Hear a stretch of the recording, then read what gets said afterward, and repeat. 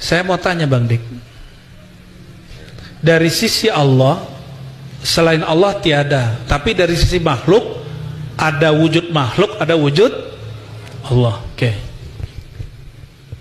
Lalu ada ayat la tudrikuhul absar, surah Al-An'am. Dia tidak dapat dicapai oleh pandangan, benar? Tapi dia meliputi semua pandangan. Terus gimana dengan Nabi Muhammad SAW di malam Mi'raj? Katanya memandang Allah.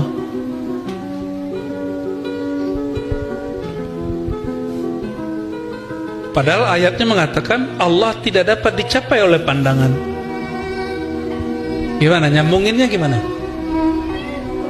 Ayo, konek ya, nyambung. Surah Al-An'am menyebut Allah tidak dapat dicapai oleh pandangan. Tapi di hadis Isra Mi'raj, malam Mi'raj, Nabi SAW, kata Ibn Abbas, riwayat Imam Muslim, melihat Allah. Nanti kita di surga juga akan melihat Allah. Akidah Syiah yang cenderung ke Mu'tazilah, dan Mu'tazilah semua dan Qadariyah mengatakan mau dulu Nabi Muhammad SAW ataupun nanti di surga itu selama-lamanya tidak dapat melihat Allah. Itu akidah mereka.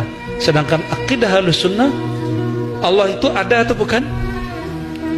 Kullu mawjudin sahha ayyura. Ini kalam Imam Asy'ari. Segala yang wujud bisa dapat dilihat, tapi bukan oleh mata pandangan ini. Jadi ketika ini sahabat Nabi beda pendapat loh Bapak Ibu ya, saudara-saudaraku. Jangankan kita, antara Sayyidah Aisyah dengan Ibnu Abbas beda pandangan. Kata Sayyidah Aisyah hanya melihat cahaya, kata Ibnu Abbas enggak, melihat Allah. Nah, gimana caranya untuk mengatasi itu? Ternyata ada satu hadis qudsi di Sahih Bukhari. Hadis Sahih Bukhari. Ya, ini salah satu hadis yang menjadi pilar dalam ilmu ma'rifatullah. Apa itu?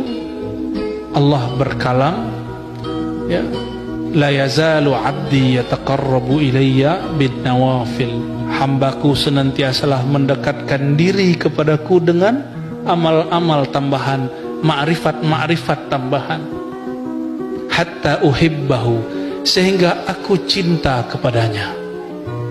Fa idza ahbabtuhu, jika aku telah mencintainya, aku gantilah pendengaran dia menjadi pendengaranku, pandangan dia menjadi pandanganku.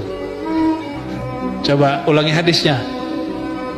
Apabila aku mencintai sang hamba,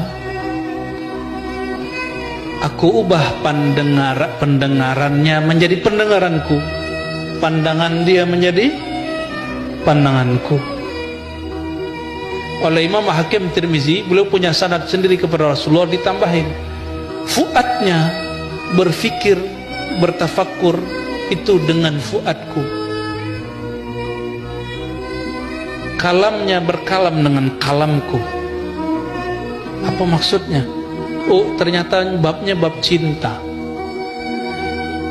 Allah kalau jatuh cinta kepada hamba, maka hambanya disebut Habib, Al-Habib. Yang bergerak Al-Habib secara mutlak hanya Sayyidina Muhammad SAW. Habib-Habib hari ini cuma dapat berkah darah sang Al-Habib.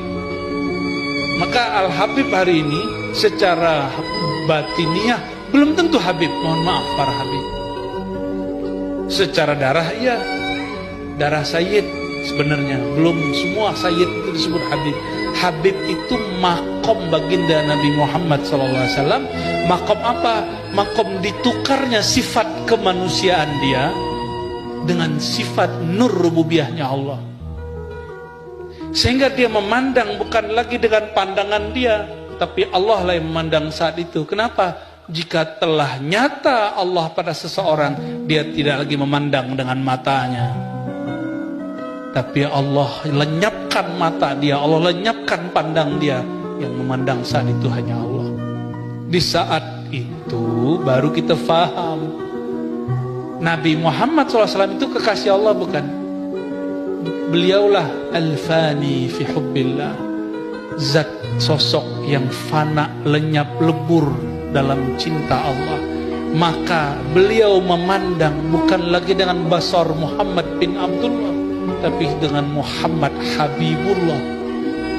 Kalau dengan pandangan Sayyidina Muhammad Habibullah, pandangannya adalah pandangan Allah, pendengarannya adalah pendengaran Allah. Tapi ini disebut sisi rububiyah. Nur rububiyahnya Allah terbit pada diri Sayyidina Muhammad SAW. Di saat itulah Allah izinkan sang Habib memandang kekasih.